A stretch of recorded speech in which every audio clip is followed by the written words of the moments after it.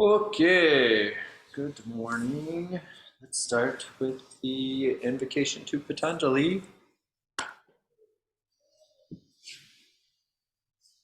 Om.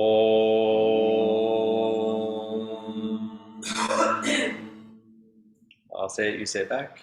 Yogena chatasya padena vacham. Yogena chitasya padena vacham.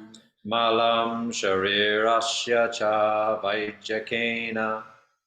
Malam sharirasya cha vachakena. Yopakarotam. Yopakarotam. Pravaram muninam. Pravaram Patanjalim Pranjalir Patanjalim Pranjalir Anatoshmi. Anatoshmi. Now you guys know this part. Abahu Purushakaram Avahu Purushakaram Shanka Chakrasi Dharinam Shankachakrasi Dharinam Sahasra Shirasam Shvetam Sahasra Shirasam Shvetam Pranamami Patanjalim. Pranamami Patanjalim. Right. So we're on Sutra 3 in the first pada. So I'll say it, you say it back. Tada, drashtu, Drashtu svarupe, Svarupe vastanam. Vastanam Tada, drashtu, Tada Drashtu svarupe, vastanam. Svarupe Vastanam Tada, drashtu, svarupe, vastanam.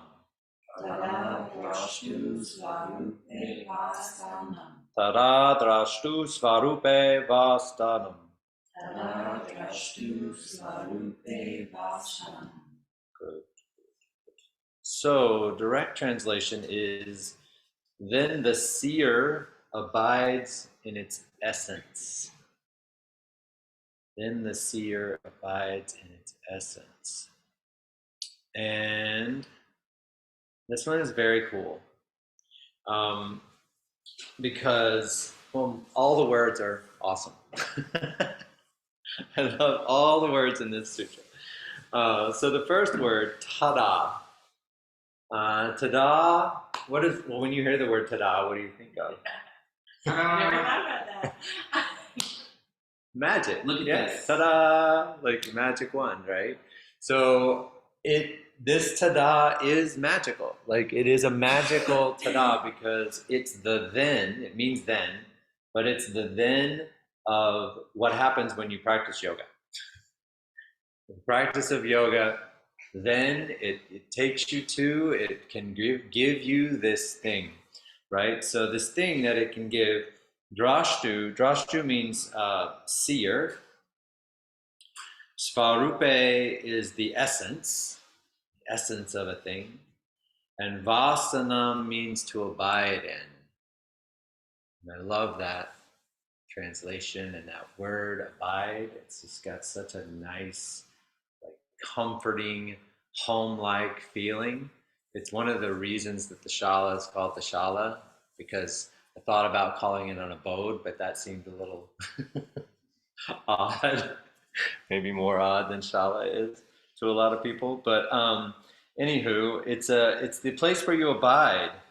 And so if we look at like what you see here, this English part, this is actually sort of my commentary on this sutra. I mean, I've been, sitting with and studying these sutras for over 15 years. And at one point, about 4 or 5 years ago, I just started writing my own kind of version, my own commentary, which someday I have aspirations might become a book. But anywho, so what I wrote here is that tada is a magical turn of words.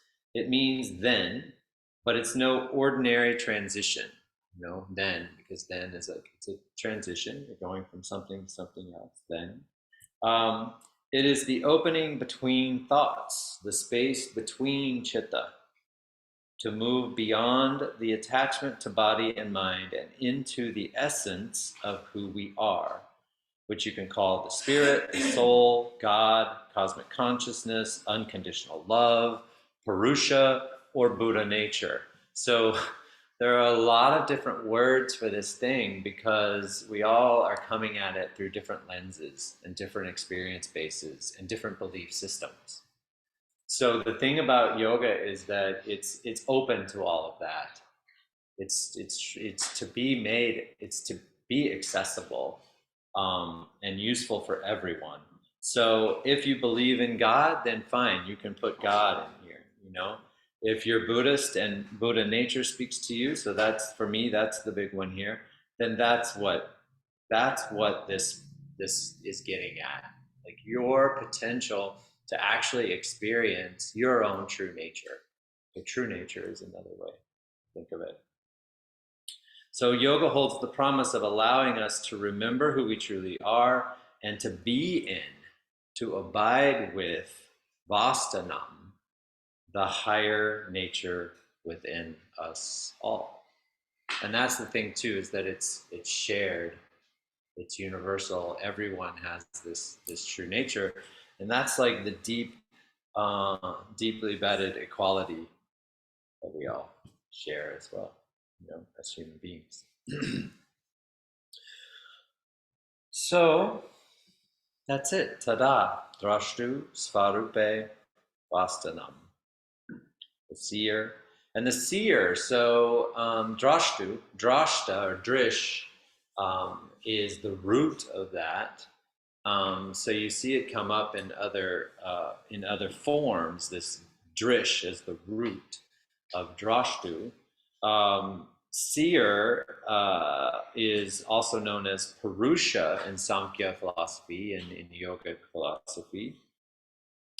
And you can think of it like the seer is seeing what's seeable. And the seeable is the prakriti, it's the material world.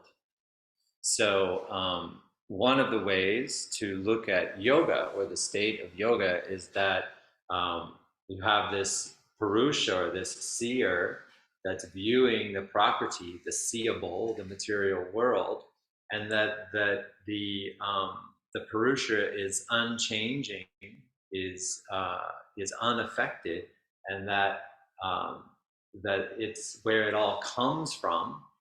So in Buddhism, that's kind of on par with like emptiness or shunyata, and that there's the potential to connect with that through the practices of yoga. Okay. Anybody have any questions or anything?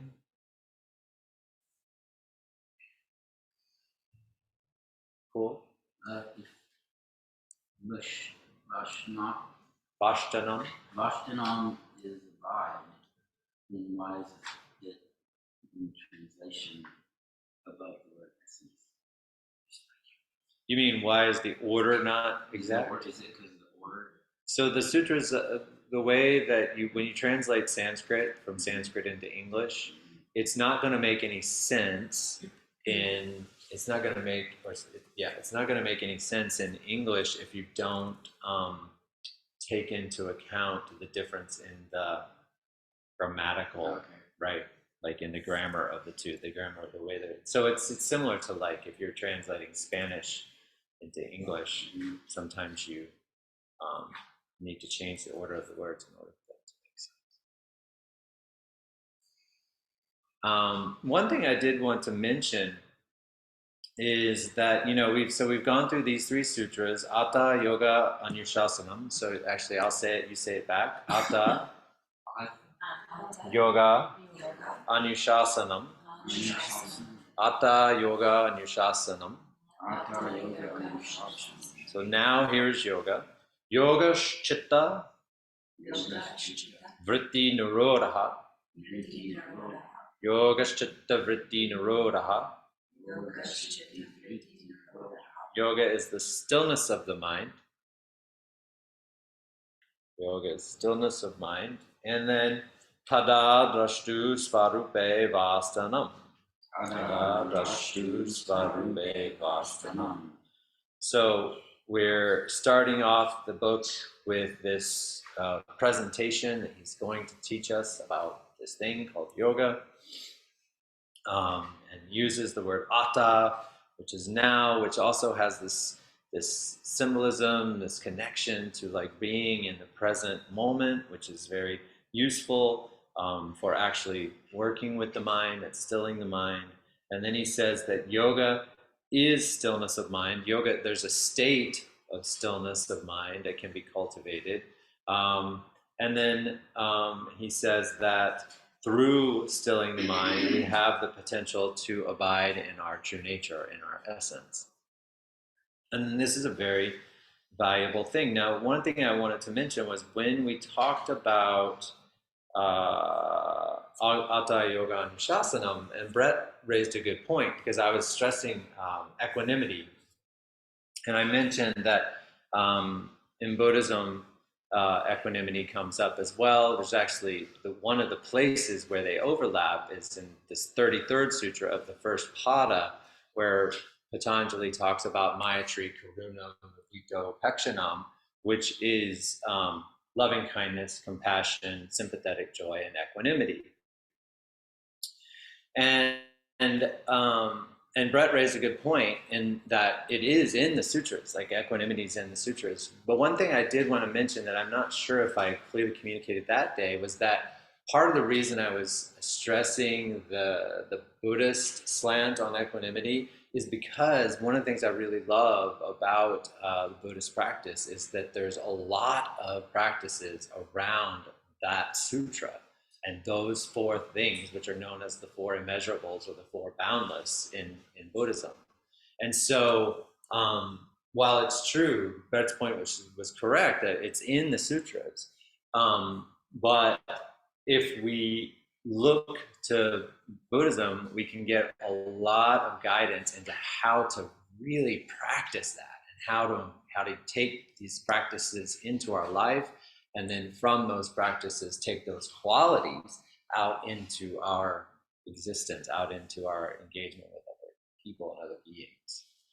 So that's kind of where I was going with that, was that like that particular day, the thing that was really hitting me was that like equanimity, and through these practices of cultivating equanimity, we can more easily connect with the kind of now of our existence.